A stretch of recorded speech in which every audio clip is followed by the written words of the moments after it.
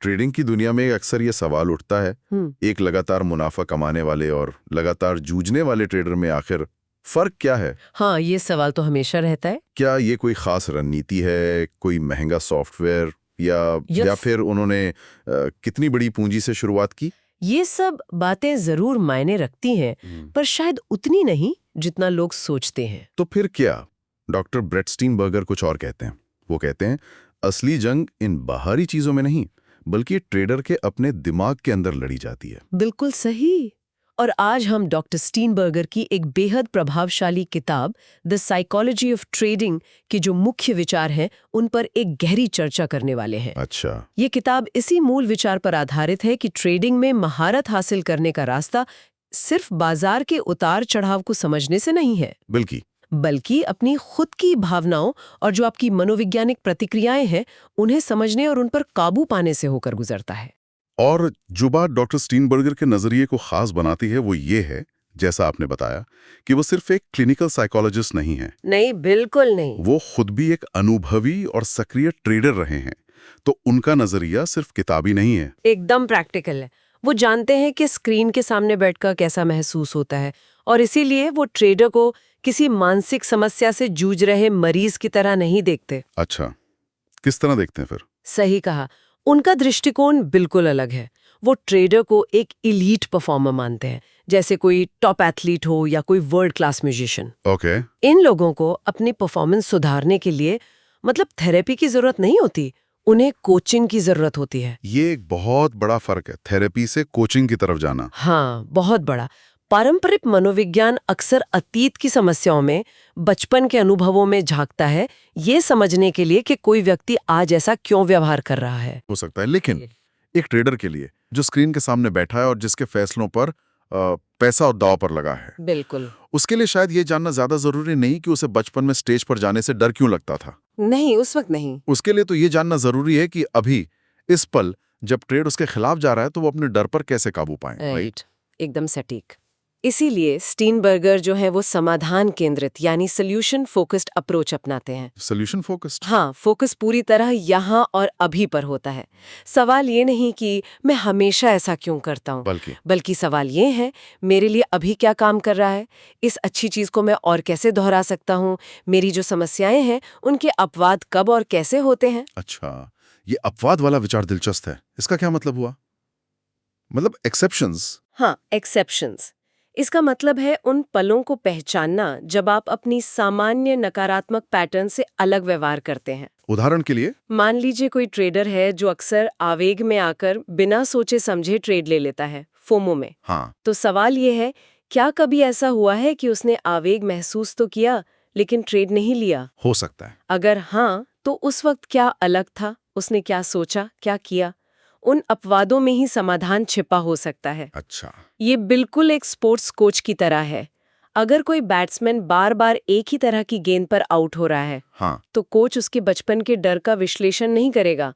वो उसकी तकनीक देखेगा, वीडियो देखेगा, उन शॉट्स पर फोकस करेगा जो उसने सही खेले हैं। राइट। और कहेगा, देखो, जब तुमने ये सही किया था तब तुम्हारा स्टांस ऐसा था, फुटवर्क ऐसा था, इसे दोहराओ। समझ गया। तो ये अपनी ताकतों और सफल पलों का विश्लेषण करके उन्हें दोहराने की कोशिश है, ना कि सिर्फ कमजोरियों पर रोना। बिल्कुल, अपनी स्ट्रेंथ पर बिल्ड करना। तो आज की हमारी इस बातचीत का मकसद मतलब स्टीनबर्गर के इसी फ्रेमवर्क को समझना है, ताकि ट्रेडर्स या असल में किसी भी हाई परफॉर्मेंस फील्ड के लोग सही, खुद के साइकोलॉजिकल कोच बन सकें। बिल्कुल। और इसकी शुरुआत होती है पैटर्न पहचानने से। Pattern recognition. हाँ, स्टीनबर्गर का एक मुख्य तर्क यह है कि ट्रेडिंग में होने वाली ज्यादातर महंगी गलतियां वो अचानक या रैंडम नहीं होती। नहीं, वो दरअसल बार बार दोहराए जाने वाले पैटर्न होते हैं जो कुछ खास भावनात्मक ट्रिगर से जुड़े होते हैं। हम अनजाने में एक ही तरह की गलतियां बार बार करते रहते हैं। अच्छा, हाँ, तो वो कौन से आम पैटर्न्स हैं जिनसे ट्रेडर्स को सावधान रहना चाहिए? क्या कुछ खास तरह के पैटर्न्स हैं? हाँ, स्टीनबर्गर कई पैटर्न बताते हैं, लेकिन 4 सबसे आम और कह सकते हैं विनाशकारी पैटर्न पर ध्यान देना बहुत जरूरी है। 4, हाँ। ओके। पहला कौन सा है? पहला है आवेग, इम्पल्सिविटी।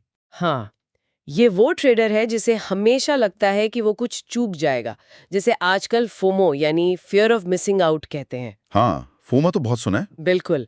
दाम बढ़ता देखकर या कोई खबर सुनकर वो बिना अपनी योजना जांचे, बिना सेटअप का इंतजार किए बस ट्रेड में कूद पड़ता है। और नतीजा? नतीजा अक्सर वो या तो बिल्कुल टॉप पर खरीद लेता है या फिर किसी ऐसे ट्रेड में फंस जाता है जिसका कोई लॉजिकल बेसिस ही नहीं था, बस फीलिंग पर कूद गया।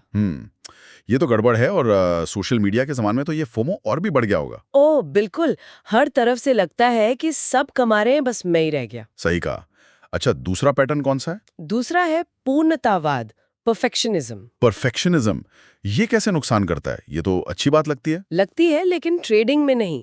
ये ट्रेडर गलत होने के डर से इतना घबराता है कि वो हमेशा परफेक्ट ट्रेड का इंतजार करता रहता है। और परफेक्ट ट्रेड तो होता नहीं है बाजार में। तो या तो वो अच्छे मौके गवा देता है क्योंकि सेटअप बिल्कुल सही नहीं था, 100% नहीं था, या फिर अगर किसी ट्रेड में थोड़ा मुनाफा हो रहा हो तो वो उसे तुरंत काट देता है। जरा सा भी? क्यों? डर के मारे। हाँ। क्योंकि उसे डर लगता है कि कहीं बाजार पलट ना जाए और उसका मुनाफा चला ना जाए, या कहीं वो गलत साबित ना हो जाए। ये ट्रेडर ये स्वीकार नहीं कर पाता कि ट्रेडिंग में छोटे मोटे नुकसान वो तो गेम का हिस्सा है, पार्ट ऑफ द गेम। ये दिलचस्प है। मतलब परफेक्ट बनने के चक्कर में वो ना तो सही एंट्री ले पाता है ना सही एग्जिट।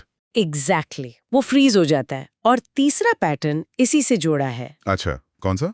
डर और चिंता, फियर एंड एंजाइटी। हाँ, ये ट्रेडर पैसा खोने के डर से इतना ज्यादा प्रभावित होता है कि वो सही मौकों पर भी ट्रेड लेने से हिचकिचाता है। मतलब प्लान है, सेटअप है, सब है, पर बटन नहीं दबा पाते। बिल्कुल, एनालिसिस सब सही है, लेकिन एन मौके पर हाथ कांप जाते हैं, या फिर बाजार में जरा सी नॉर्मल मूवमेंट हुई, थोड़ी वॉलेटिलिटी आई, हाँ। तो वो घबराकर अपनी पोजीशन से बाहर निकल जाता है, भले ही उसका स्टॉप लॉस अभी हिट नहीं हुआ है, दूर है, लेकिन डर के मारे निकल गए। हाँ, डर उसके लॉजिकल सोचने की क्षमता पर हावी हो जाता है। और चौथा पैटर्न आपने कहा था 4 हैं, और शायद सबसे खतरनाक? हाँ, इसे कई लोग सबसे ज्यादा खतरनाक मानते हैं, वो है गुस्सा और बदला ट्रेडिंग। रिवेंज ट्रेडिंग, ये क्या होता है? जब किसी ट्रेडर को नुकसान होता है, खासकर अगर उसे लगता है कि नुकसान उसकी गलती से नहीं हुआ बल्कि बाजार ने उसके साथ नाइंसाफी की है। हाँ, कई बार लगता है ऐसा, मार्केट मेरे ही पीछे पड़ा है। बिल्कुल, तो वो गुस्से से भर जाता है और फिर वो बाजार से बदला लेने की कोशिश करता है। बदला? मार्केट से? हाँ, वो सोचता है मैं अपना पैसा वापस लेकर आऊंगा, मार्केट को दिखा दूंगा, और इस चक्कर में वो बिना सोचे समझे अक्सर बड़े साइज के साथ, मतलब ओवर लेवरेजिंग करके लापरवाह ट्रेड लेता है। एग्जैक्टली। और इसका नतीजा लगभग हमेशा और भी बड़े नुकसान के रूप में निकलता है। ये वैसा ही है जैसे मान लीजिए स्लॉट मशीन में पैसे हारने के बाद कोई गुस्से में मशीन को ही पीटने लगे, पूरी तरह इरेशनल और सेल्फ डिस्ट्रक्टिव। ये चारों पैटर्न सुनने में ही काफी तनावपूर्ण लगते हैं, और जैसा आपने कहा ये अक्सर अनजाने में चलते रहते हैं, तो कोई इन्हें पहचाने कैसे अपने अंदर? यहीं पर स्टीनबर्गर जर्नलिंग पर बहुत जोर देते हैं। ट्रेडिंग जर्नल रखना। जर्नल मतलब सिर्फ ट्रेड लिखना, entry, exit, profit and loss? नहीं, उससे कहीं ज्यादा। सिर्फ ये लिखना काफी नहीं है कि आपने कौन सा ट्रेड लिया, कितने पर बेचा। उससे ज्यादा जरूरी ये लिखना है कि ट्रेड लेने से पहले, ट्रेड के दौरान और ट्रेड के बाद आप क्या सोच रहे थे। क्या सोच रहे थे? हाँ, क्या महसूस कर रहे थे? क्या आपको डर लग रहा था? क्या आप बहुत ज्यादा उत्साहित थे? क्या आप बोरियत महसूस कर रहे थे और इसलिए बस कुछ करने के लिए ट्रेड ले लिया? अच्छा, इमोशंस और थॉट्स को भी रिकॉर्ड करना। बिल्कुल। जब आप लगातार अपने विचारों और भावनाओं को अपने ट्रेड्स के साथ ट्रैक करते हैं तो धीरे धीरे पैटर्न उभरने लगते हैं। आपको दिखने लगता है कि आपके सबसे बुरे फैसले किन भावनाओं या स्थितियों से जुड़े हैं।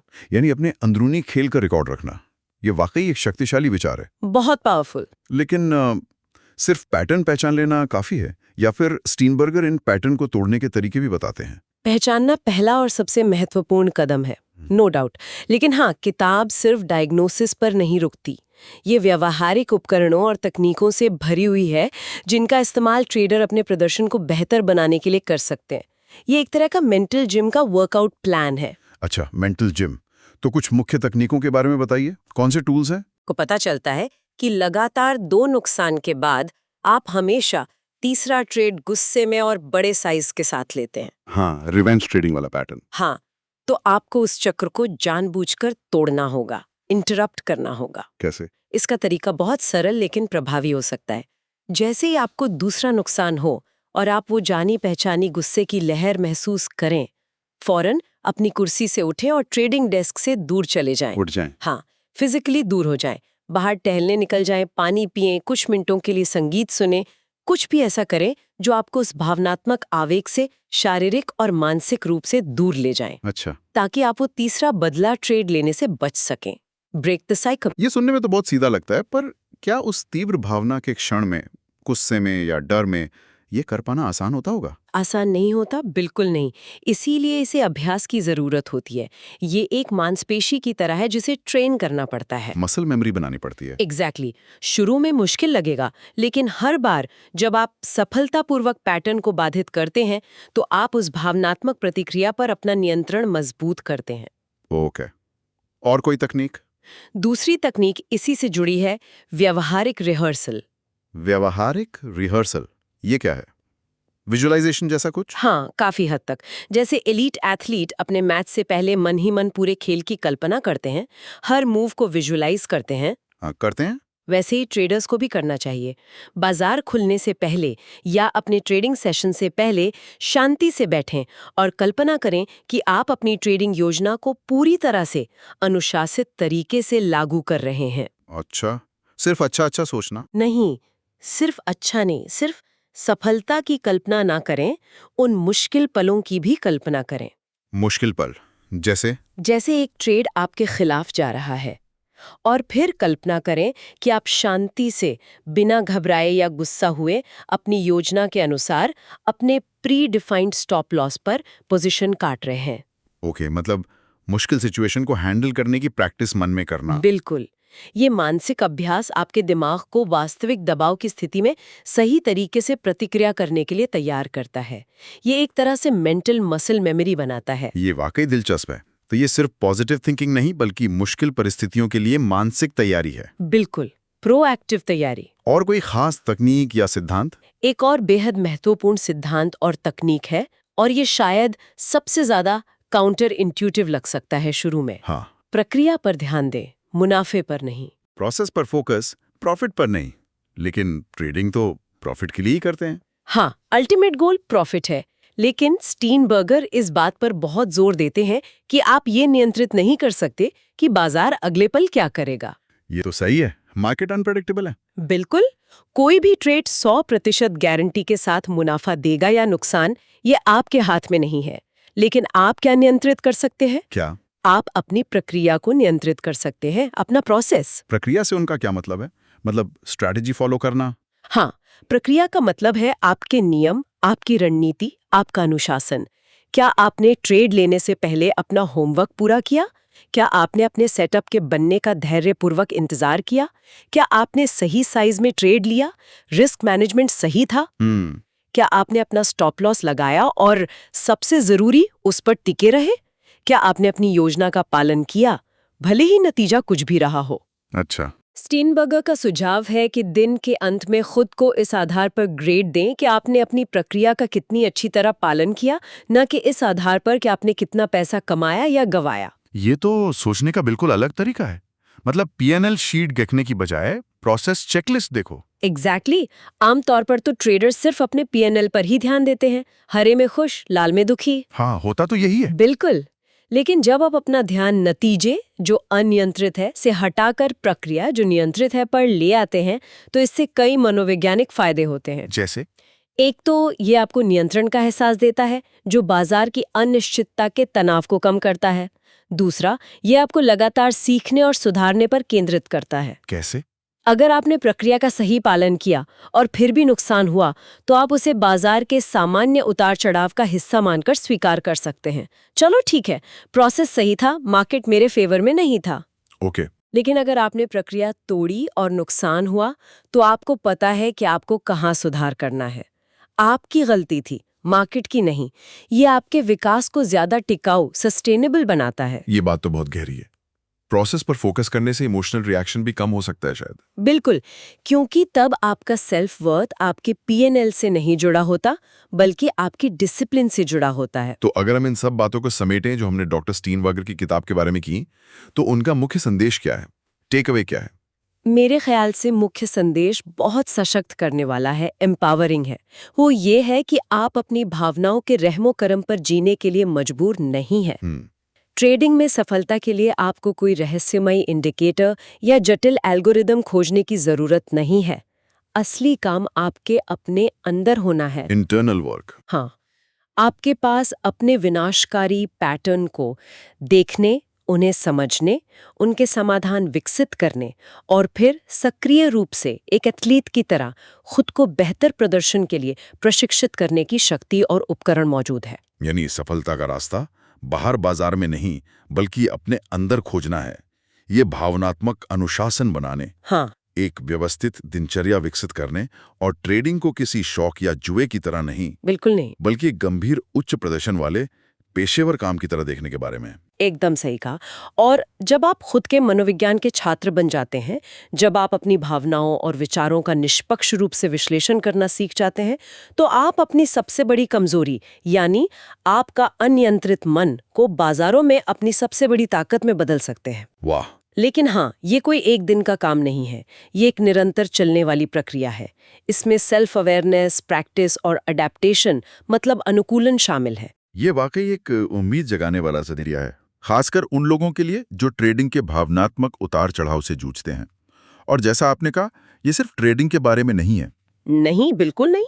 ये किसी भी ऐसे क्षेत्र के बारे में है जहां दबाव में फैसले लेने होते हैं और भावनाएं हावी हो सकती हैं। स्पोर्ट्स, बिजनेस, सर्जरी, कुछ भी। हाँ, जहां भी परफॉर्मेंस अंडर प्रेशर चाहिए। चलिए, आज की इस गहरी चर्चा को यहीं समाप्त करते हैं। ये बहुत ही जानकारीपूर्ण रहा। लेकिन जाने से पहले श्रोताओं के लिए एक विचार छोड़ जाते हैं हमेशा की तरह। जरूर। अपनी ट्रेडिंग में या जीवन के किसी भी उच्च दबाव वाले क्षेत्र में आप अपने अंदर कौन सा भावनात्मक पैटर्न सबसे ज्यादा हावी होता हुआ देखते हैं? क्या वो फोमो है, परफेक्शनिज्म है, डर है या गुस्सा? और उस पैटर्न के चक्र को तोड़ने के लिए आज आप कौन सा एक छोटा व्यवहारिक कदम उठा सकते हैं?